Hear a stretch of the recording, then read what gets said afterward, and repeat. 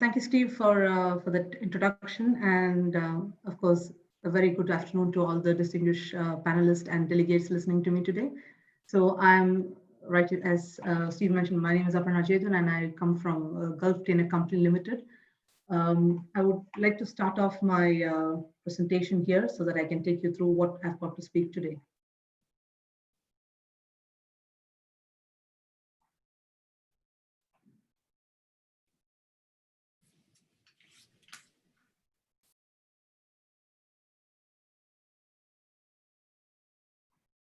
Just to reconfirm, Steve, you're able to see my screen.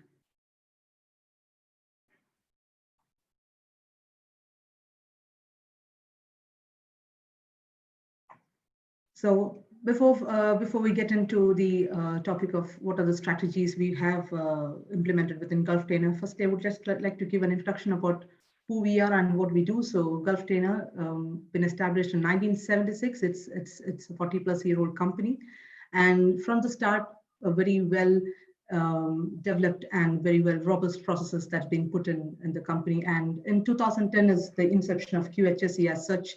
We have done from a functional point of view. So in 2010, when Gulftainer is certified, we were certified to the 9001 and 14001 and the then OSHA's 18001 standard. As the standards have improved and as time has passed, we have moved into the recertification mode, where we have recently certified in 2019 to the 45001 2018 standard. When we speak about Gulftainer, definitely to a company which is 76, bigger in 1976 and today in 2020, we've traveled a long way, but ensuring that we are achieving what we want to do and in the best way possible. And definitely having the standardized processes and function as such across the globe, wherever we operate, has been very influential on what we're trying to achieve on a global level. An insight into what are the current certifications that we hold. Yes, in UAE, we are certified to all of our sites that we operate. So we operate the Port Khalid and Port Khor within Sharjah, and we also operate the 3PL logistics company, which is Momentum Logistics.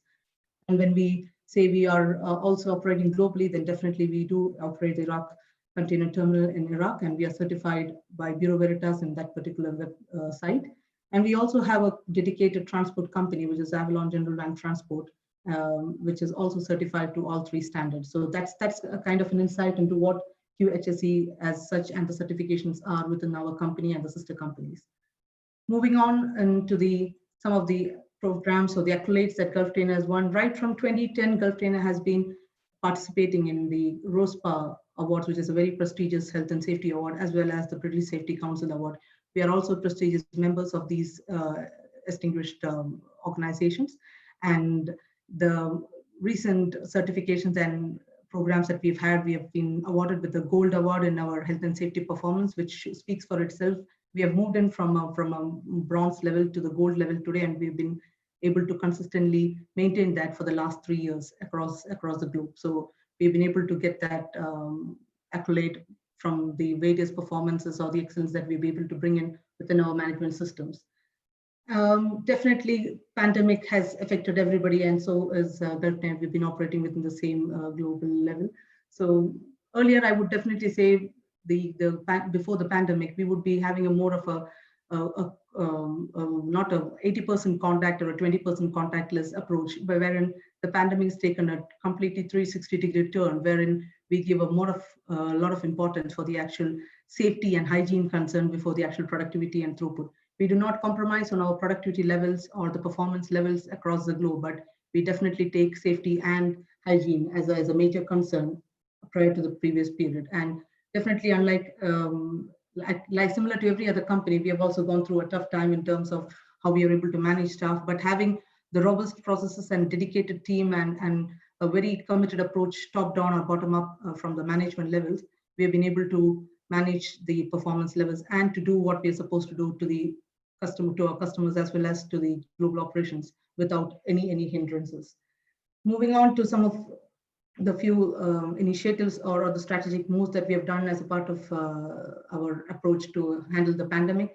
Definitely, we have tried to improve or ensure that we've got a dedicated team. So we had, and that was quick enough because we are certified and standard, and we maintain a very clear approach on what we do and how we do things. So it was not a big time issue for us to move into the continuity or contingency procedures for attending the pandemic issues. So we did have a senior management committee that was being formed, and right from the senior most level to a multi level occupancy of staff who have been involved in how to handle the whole situation across the terminals. We've had several kind of disinfections, and we've been handling very hygiene practices in place so that we do not have any major issues in or any disruptions in the actual continuity of the business. And definitely, as every other company, we've also enhanced the technology part of it. So we encourage more of virtual meetings. Social distances is something which we've taken very high care of, and definitely safety signages across the sites and enforcement of social distancing, because of course, like every other port, we do have internal and external flow of customers or public. So to make sure that we are safe, as well as the people who come and go out safe, we have ensured that every site is covered with continuous checks and disinfections as and when required. Employees have also been trained to be able to easily adapt to the different mode of working conditions that we have implemented. So it was not an easy decision to move into a remote working, but Gulftainer was able to do that and to ensure that we deliver what we were supposed to deliver on an ongoing basis. Coming to the strategy for 2021, yes, zero harm or zero incidents is something that we are aiming to, and we are almost there. We are already there, I can say, from what I can show in terms of the statistics. So time has proved that we should be able to get this to a point where we would have zero harm or zero incidents across our terminals. And definitely, we've been having a very robust approach in getting to that position, and we have got a very high commitment from our top management to the way down. And there is a lot of importance on how we consult with our staff, how do we able to communicate, and how are we able to manage the whole process and achieve our strategies for 2021. And definitely every strategy would need a certain level of activities or certain level of processes or procedures or steps involved in getting to where we need to get. So definitely one of the core things that we do is ongoing development and improvement of staff and improving on their skill force, making sure that we have a robust reporting system across the group. So we do have a very transparent approach to our reporting part of it. We also ensure that there are ongoing efforts to eliminate and mitigate all of the risks that's been identified, and we have robust programs and ERP systems to handle that and monitor and track an ongoing basis. Definitely, we invest a lot in our people, so our people's safety and security and their health and hygiene, and of course their knowledge improvements are something that we take into account, because to get to the process or to get to a stage where we have zero harm and zero incidents, definitely you need your workforce to be working alongside with you and joining hands to achieve what we want to achieve. So there are various measures and various systems that we have put in place, like the monitoring systems for all of our incidents and hazards. And we also have we also conduct audits on a very timely basis. On every quarter, we cover all of our functions to make sure that we close all loops and achieve what we want to achieve. Towards when I have to give an insight into the type of innovations that we are trying to achieve, then definitely we have launched a project Glide, which is Gulftainer's leadership initiative for digital excellence. And we have tied up with a company for GSV Labs, who are a leading global innovation platform to engage the startups in designing, developing, and prototyping innovative solutions. When it comes to technology, there's definitely a cost involved, and nothing comes without a cost. Everything is at a price nowadays. So, but definitely this will be a great move for Gulftainer to make sure that we use and we adapt to all of the technologies, which is integrating artificial intelligence or autonomous drones or Internet of Things and robo-doctors, things like that. So all of these kind of artificial intelligence systems would help us to reach a stage where we want to make sure that everything is safe and secure, and definitely our people are secure at the end of the day.